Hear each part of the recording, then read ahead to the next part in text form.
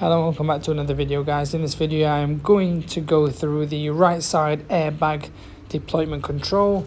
Now that is to be found on the driver's side seat. Usually this fault happens when the seat is moved all the way back and all the way forward, and that's the cable there, that black cable.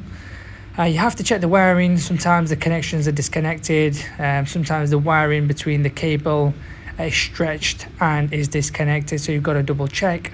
Obviously this is a Land Rover Sport from 2012-13 all the way to, I don't know, 2019. It's the same, even 22.